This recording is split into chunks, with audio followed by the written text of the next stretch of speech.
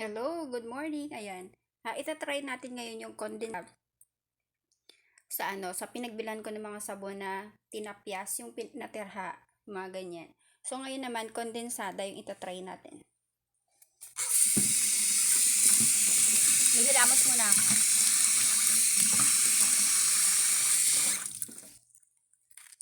Ayan, ha. Kumuha lang ako ng maliit. Kasi pang try lang natin.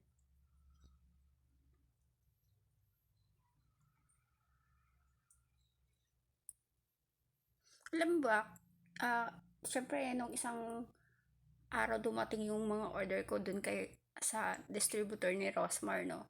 So, hindi exact amount yung nabili ko. Kunyari, umorder ako ng worth, ay, yung 999 na package niya nila. Pero ang dumating sa akin, nasa 499 lang. So, hindi ko nare-recommend yung store na yun, no guys. Kasi, nabudol ako. So, ito yan. Balik tayo dito sa kondensada na sabon. Ayan siya, guys. Mabango talaga siya, super. No, makakatipid kayo dito kasi per kilo naman sila, no. Mas marami naman ito. Mas marami naman ito kaysa dun sa paisa-isa. Mm. Tsaka, tignan nyo naman yan, guys, oh. Halatang may gatas na kasama. Kasi yung smoothness na niya at yung concentrate niya ng tsaka matigas siya, guys, kahit maliit lang siya, kahit na tinapyas niya lang siya, matigas siya, ibig sabihin puro. Yan. Tingnan niyo naman yun, no? Para siyang katulad ng freeze age. Kasi gawan ko na siya ng review, kaya lang hindi siya nag-save sa TikTok ko. Dito sa TikTok, hindi siya nag-save. Kaya ayun, okay lang ko siyang ulitin para makita niyo rin, no? Ayan, guys, tingnan niyo naman. Mabango siya. Pwede to sa bata, sa buntis, sa nagpapasuso, guys. Talagang scar remover ito, no? Natatandaan niyo yung pimples ko dito, no? Ito, nagda-dry, nagla-lighten na siya. Tapos yung dito, hindi na makita. O, diba? Meron ako dito eh. Ito na lang siya, oh. Yung parang tuldok na siya. Ganyan. Dagdagan ko ng tubig, no? Kasi hindi siya bumubula. Hindi siya mabula, guys, talaga. So, ibig sabihin talagang kondensada, gatas talaga siya. Made of milk.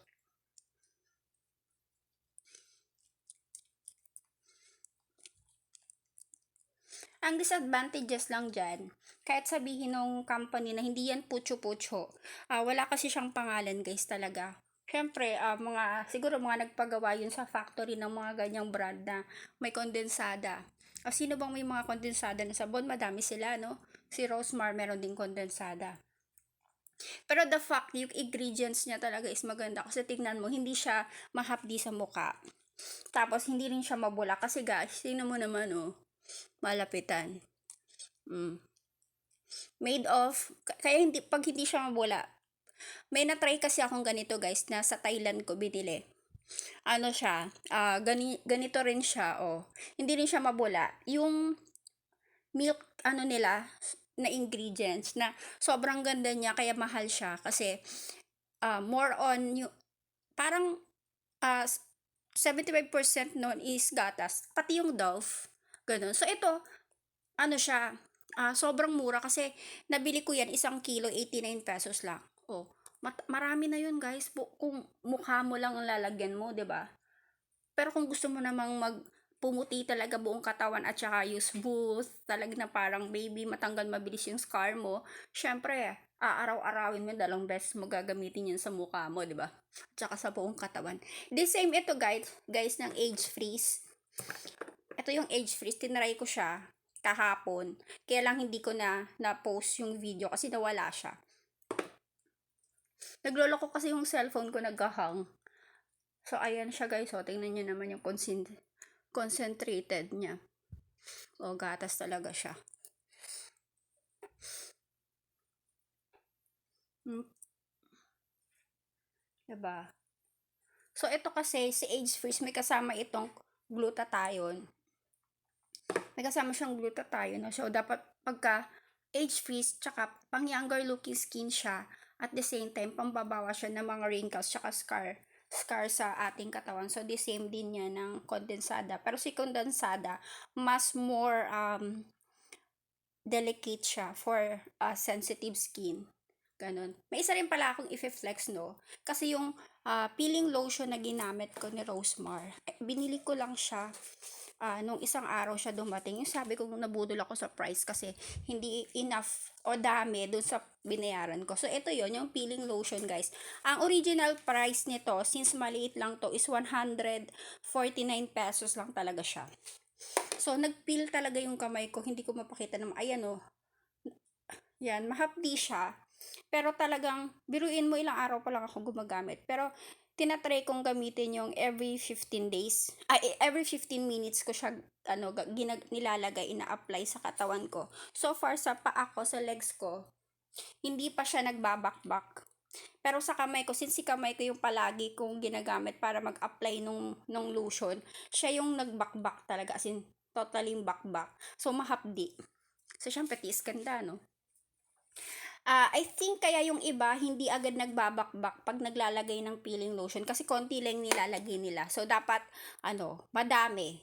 Madami talaga yung ilalagay mo kung gusto mo talaga agad-agad na mag-peel ka. Kasi ako hindi naman ako talagang panay-panay ako maglagay 15 minutes. Minsan nga more than pa gamit ko talaga siya.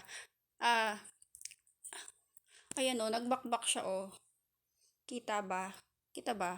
Ayan, yung nakikita niyo parang libag na yan. Ano yan? Yung balat ko yan na nagbabakbak siya talaga. Yan. Namumula siya yung bawat, ayan Yan guys. So ano yan? Balat. Balat na natatanggal. So ito try natin kung gaano siya ka-effective, no? So far, talagang yung nagbabalat talaga yung kamay ko, ayan.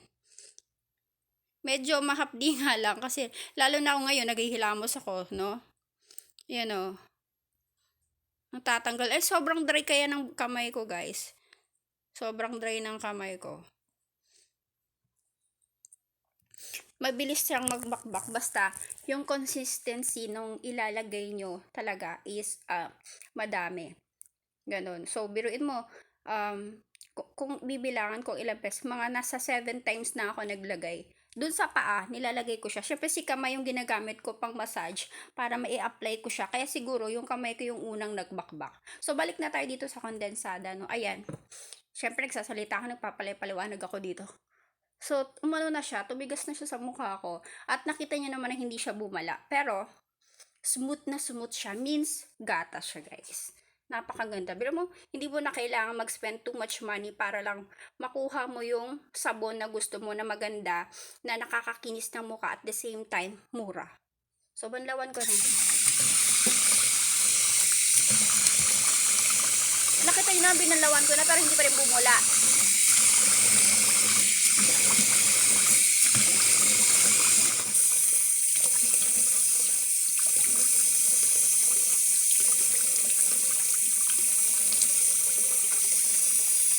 Hindi siya bumubulo. Maganda siya rin sa mukha. Kung sensitive face kayo, gamitin nyo to. Pwede to sa bata. Nagpapasuso, buntis. Hindi kayo magkakaroon ng problema dito. Lalo na yung may mga scars. Magla-lighten yan.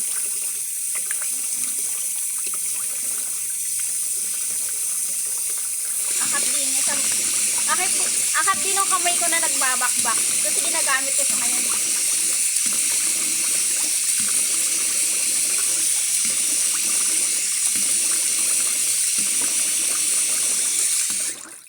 Ayan.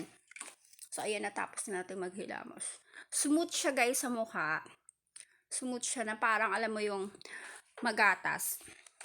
Sanghap din ang kamay ko dun sa peeling lotion kasi nga nabasa yung kamay ko. So, magpunas muna tayo.